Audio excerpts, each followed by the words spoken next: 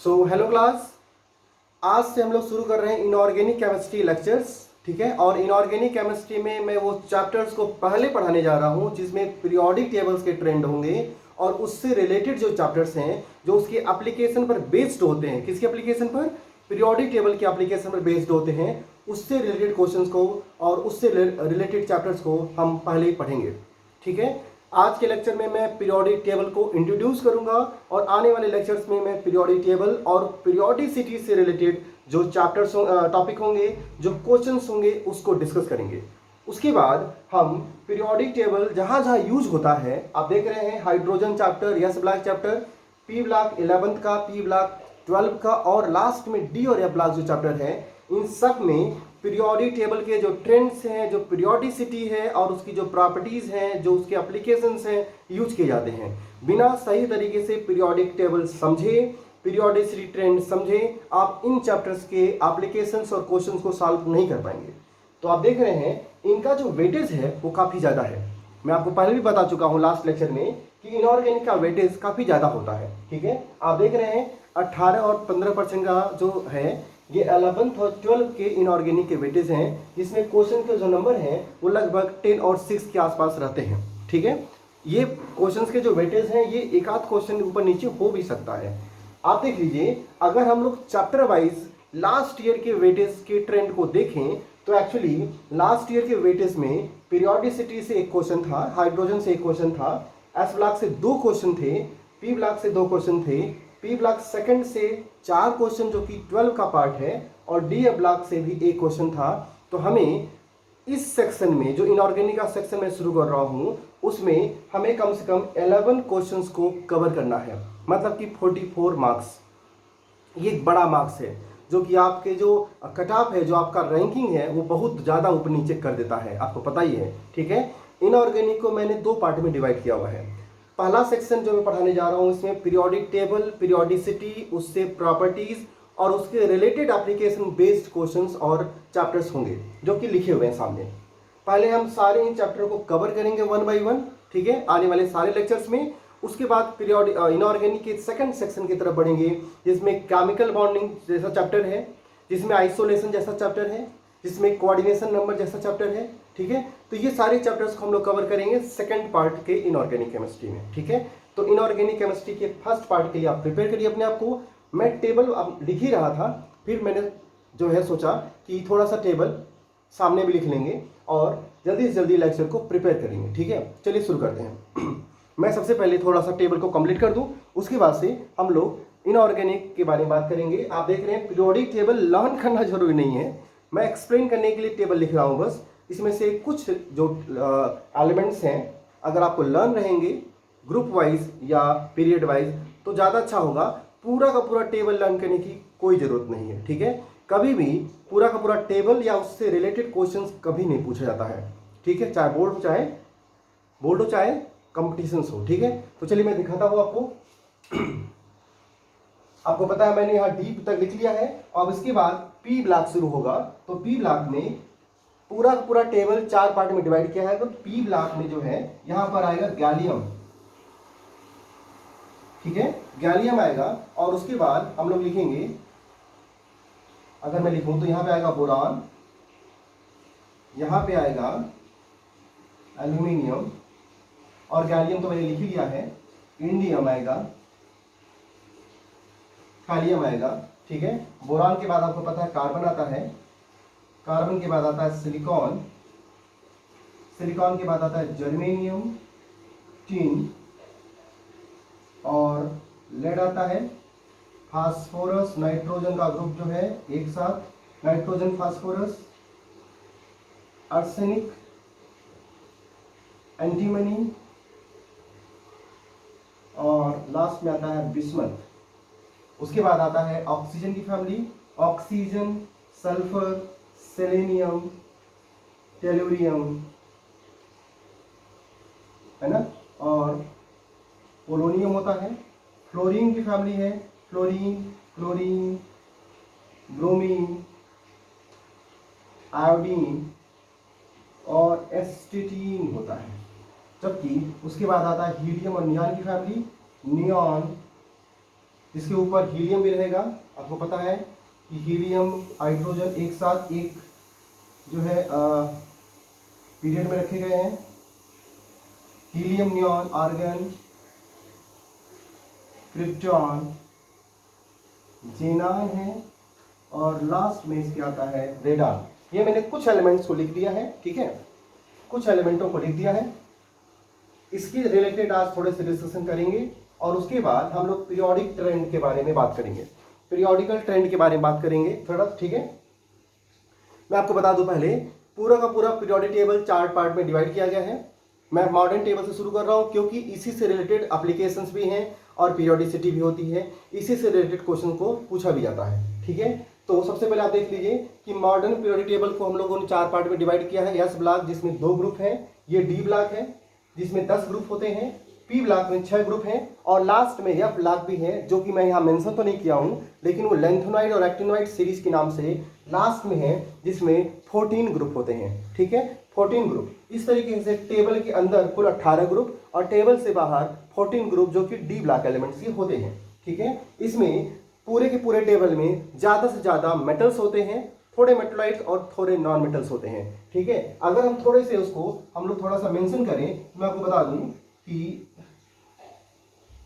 जो मेटलाइट है वह असल में पीरियोडिक टेबल में जिग जैग पोजीशन जो है ऑक्युपाई करता है।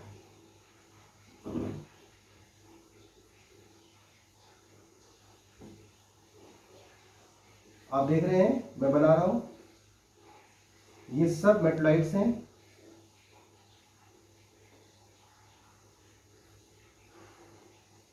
ये, ठीक है। असल में कई बार कुछ बुक में बोरान को मेटलाइट लेते भी हैं, कभी नहीं लेते हैं। बेसिकली बोरान तो नॉन मेटल के तरीके से ही बिहेव भी करता है। इस तरीके से silicon, germanium, arsenic, antimony, selenium, tellurium और लास्ट में एस्टेटिन समटाइम मेटलाइट की तरह बिहेव करते हैं, जिग जैग लाइन। इसके इधर सब के सब नॉन मेटल्स हैं और इसके इधर सारा का सारा डी ब्लॉक, पूरा डी ब्लॉक, पूरा एफ ब्लॉक और पूरा एस ब्लॉक एक्सेप्ट हाइड्रोजन छोड़ के सब के सब मेटल्स होते हैं, मेटल्स ज़्यादा होते हैं, ठीक है। उसके अलावा आप ध्यान रखिए, अगर मैं थोड़ा सा और डिस्कशन करूं तो जो लेड है एटॉमिक नंबर इसका 82 होता है 82, ठीक है। लेड तक जो है एलिमेंट्स अपने आप को स्टेबल रखते हैं। उसके लेड के बाद मैं आपको दिखा दूं, लेड के बाद जो एलिमेंट्स हैं वो रेडियो एक्टिव हो जाते हैं, मतलब कि वो रेडिएशन, सेल्फ रेडिएशन इमिशन की तरफ बढ़ जाते हैं क्योंकि उनका न्यूक्लियस जो है अनस्टेबल हो चुका होता है। कहाँ के बाद? लेड के आगे जितने भी एलिमेंट हैं सब के सब रेडियो एक्टिव एलिमेंट्स होते हैं। लेड तक न्यूक्लियस स्टेबल होता है, ठीक है, एटॉमिक नंबर 82 होता है। देख लीजिए ध्यान से इसको, ठीक है। आपको मैं एक बात और बता दूं कि पूरे पीरियोडिक टेबल में, ठीक है, बेसिकली कुछ एलिमेंट्स गैसेस फॉर्म में पाए जाते हैं, जैसे कि आप देख रहे हैं पूरे पूरे इनर्ट गैस, सबके सब गैस हैं।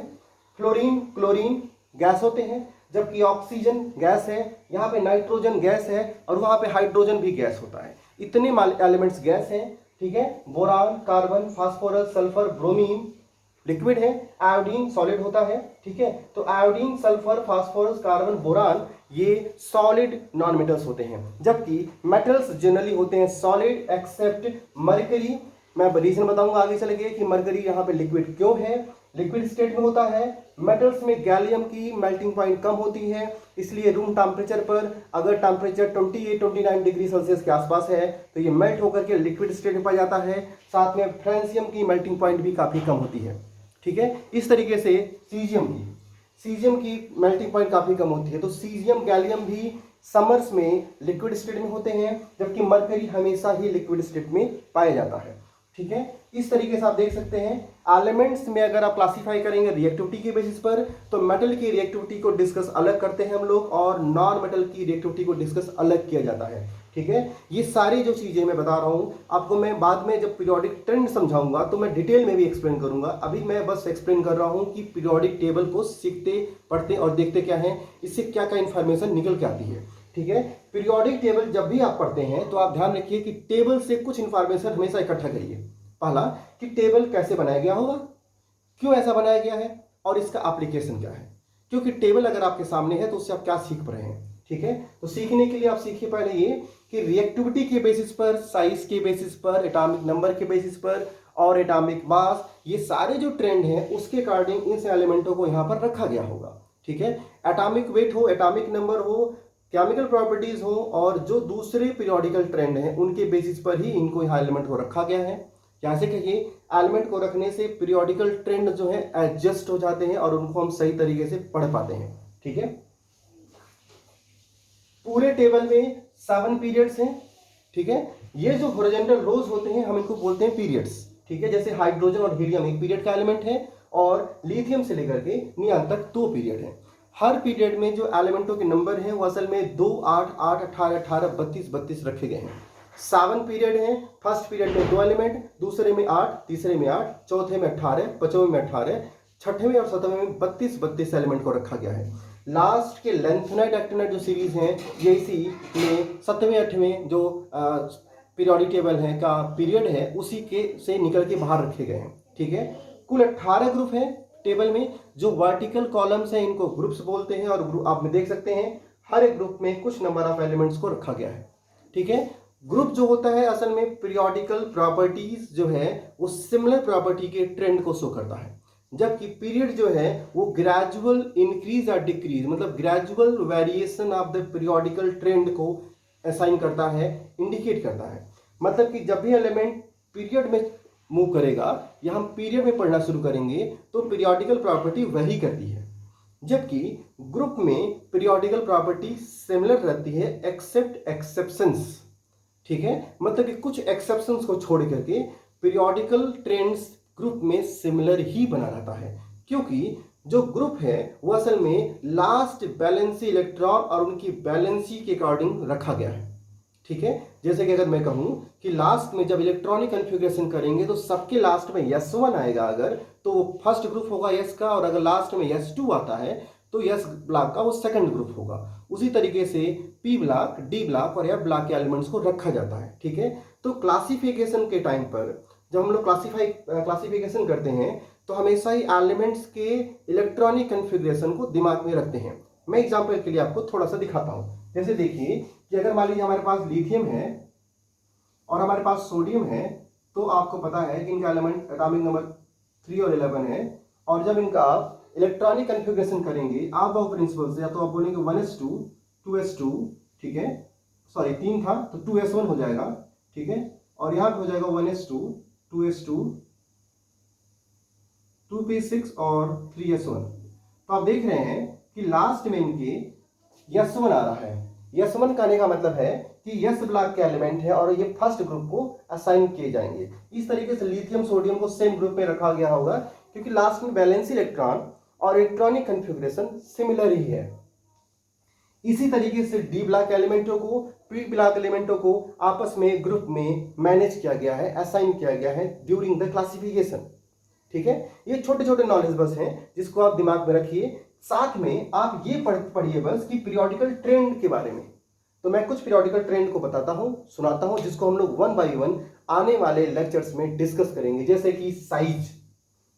कि साइज का मतलब न्यूक्लियस से लेके आउटर मोस्ट सेल का जो डिस्टेंस है, चाहे वो एटम हो, चाहे आयंस हो, चाहे कोवेलेंट बॉन्ड के लिए कोवेलेंट रेडियस हो। वान डेर वाल रेडियस को छोड़ करके सारी जो रेडियस हैं वो न्यूक्लियस से आउटर मोस्ट सेल तक के डिस्टेंस को ही लिया जाता है। वान डेर वाल रेडियस में बस हम 2 अलग अलग मॉलिक्यूल के बीच के डिस्टेंस का हाफ करते हैं।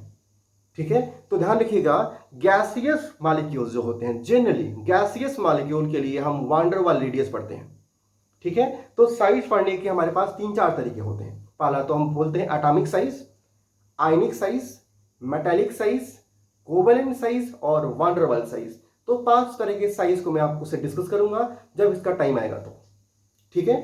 तो हम लोग पीरियोडिक ट्रेंड में हम पढ़ेंगे कि अलोंग द पीरियड साइज कैसे डिक्रीज कर रहा है एक्सेप्ट वान डेर वाल रेडियस, और डाउन द ग्रुप जो है कैसे साइज इंक्रीज कर रहा है एक्सेप्ट जो है यहां पर lanthanide actinide contraction. D block और एफ ब्लॉक में साइज डाउन द ग्रुप आने पे डिक्रीज करने की जगह सिमिलर रह जाता है, कभी कभी तो बढ़ जाता है। यही इंपॉर्टेंट बात है जो आपको दिमाग में रखनी है। ठीक है। तो मैं यहां पे आपको पढ़ाऊंगा कि डी ब्लॉक एक जो सेकंड और थर्ड सीरीज इसको बोला जाता है, इसको बोलते हैं फर्स्ट सीरीज, इसको सेकंड सीरीज, इसको थर्ड सीरीज। तो सेकंड और थर्ड सीरीज के एलिमेंटों का जो साइज है लगभग एक जैसा ही रहता है, और कभी कभी तो ऐसा होता है कि थर्ड सीरीज की साइज जो कि ज़्यादा होनी चाहिए डाउन द ग्रुप आने की वजह से, वो उल्टा ज़्यादा नहीं होकर के कम हो जाती है ऊपर वाले से। तो वो लेंथेनॉइड और एक्टिनॉइड कंट्रैक्शन एक टर्म होता है जिसको मैं एक्सप्लेन करूंगा आने वाले लेक्चर में कि लेंथेनॉइड एक्टिनॉइड कंट्रैक्शन क्या है, उसकी वजह से ये साइज कैसे वेरी किया। प्लस पी ब्लॉक एलिमेंटों में भी साइज का वेरिएशन जो है इनर्ट पेयर इफेक्ट की वजह से, पेनिट्रेशन इफेक्ट की वजह से, ये सारे टर्म्स हम वन बाय वन एक्सप्लेन करेंगे कैसे इफेक्टेड होता है। साइज एक पीरियोडिकल ट्रेंड है जो कि बहुत ही इंपॉर्टेंट है, क्योंकि दूसरे सारे पीरियोडिकल ट्रेंड जो हैं साइज पर ही बेस्ड होते हैं।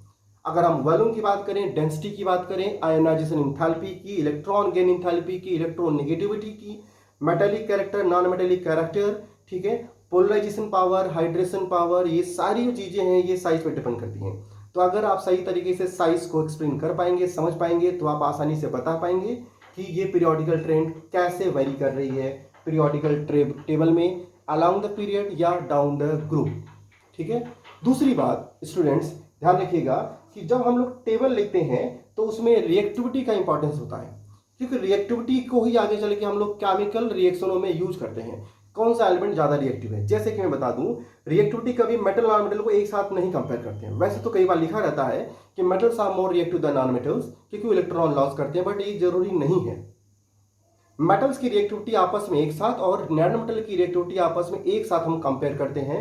मेटल्स की रिएक्टिविटी बेस्ड होती है इलेक्ट्रॉनों के पार्टिसिपेशन पर, कि इलेक्ट्रॉन कितनी जल्दी पार्टिसिपेट करके दूसरे मॉलिक्यूल के साथ, दूसरे एटम के साथ कंपाउंड्स बनाएगा। जबकि नॉन मेटल की रिएक्टिविटी पर इसी बात पर भी बेस्ड होती है कि कितना आसानी से इलेक्ट्रॉनों को पार्टिसिपेट करेगा। दोनों के पार्टिसिपेशन में डिफरेंस ये होता है कि मेटल्स जनरली इलेक्ट्रॉन लॉस करने की टेंडेंसी रखेंगे, जबकि नॉन मेटल्स गेन करने की टेंडेंसी या शेयर करने की टेंडेंसी रखेंगे। नॉन मेटल को अट्रैक्ट करना, इलेक्ट्रॉनों को अट्रैक्ट करने की जो टेंडेंसी है जिसको हम बोलते हैं इलेक्ट्रोनेगेटिविटी, ये असल में न्यूक्लियस की पावर पर डिपेंड करती है।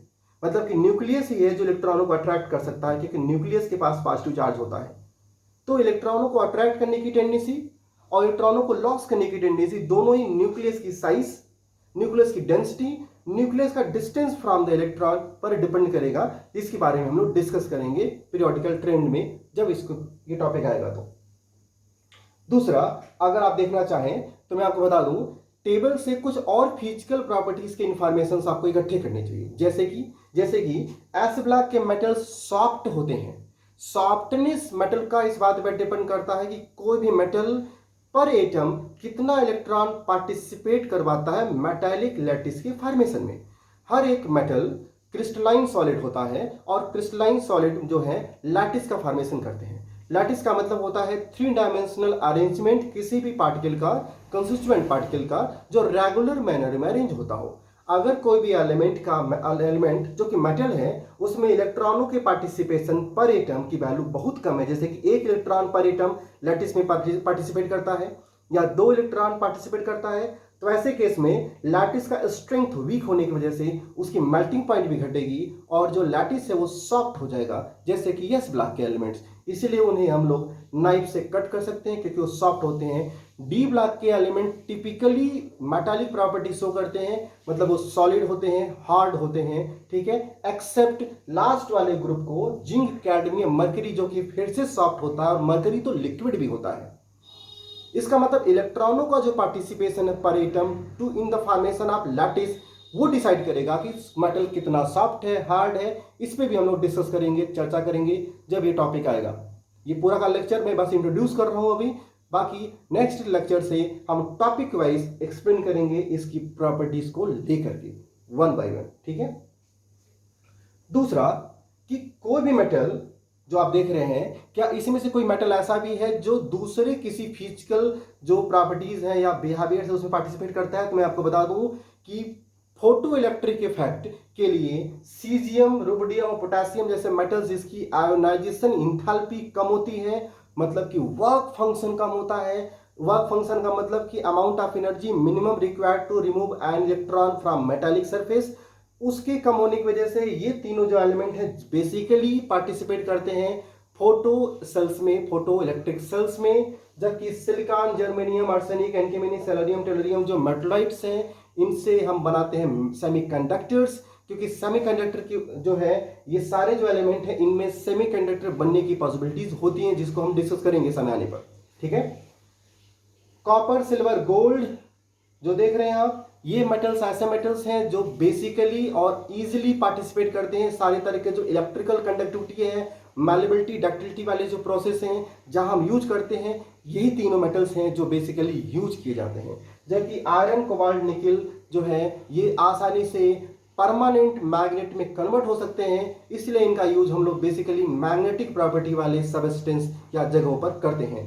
आयरन, कोबाल्ट, निकिल और समटाइम कंपाउंड्स या ऑक्साइड ऑफ क्रोमियम, ये आसानी से मैग्नेटिक प्रॉपर्टी रखते हैं। मतलब कि मैग्नेटिक प्रॉपर्टी रखने का मतलब कि ये कोड कर सकते हैं अपने आप को, ये मैग्नेटिक जो फील्ड है उसमें जो है बिहेवियर शो करते हैं, उनका अट्रैक्शन शो करते हैं। तो क्रोमियम, आयरन, कोबाल्ट, निकिल को हम लोग मैग्नेटिकल प्रॉपर्टीज वाले सबस्टेंस में यूज करते हैं। ठीक है, स्कैंडियम, टाइटेनियम, वैनेडियम या क्रोमियम की जो फैमिली है, ये एलिमेंट ऐसे हैं जिनके पास बहुत ज़्यादा हार्डनेस है। तो सारी जगह ऐसी जगह जहाँ पे हार्डनेस वाली प्रॉपर्टी का यूज है, उनका यूज किया जाता है। खास करके देख रहे हैं आप, जर्कोनियम है, इट्रियम है, स्कैंडियम है, टाइटेनियम है, ये बहुत ही अच्छे मेटल्स हैं और आसानी से ये डेंसिटी, हार्ड डेंसिटी शो करते हैं।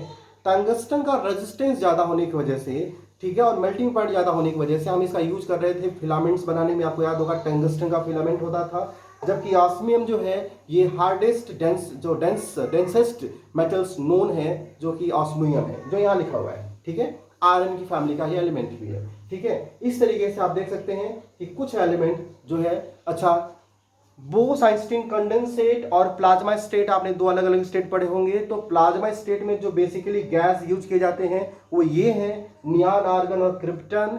ये गैस आसानी से आयोनाइज होकर के अलग अलग तरह के कलर और साइन बनाते हैं, जिसकी वजह से हम उनको प्लाज्मा स्टेट में साइन बोर्ड के रूप में यूज करते हैं।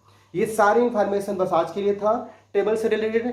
कल टेबल से रिलेटेड टॉपिक वाइज हम लोग डिस्कशन करेंगे कल के लेक्चर से, और शुरू करेंगे कॉन्सेप्ट, ठीक है, 1 by 1।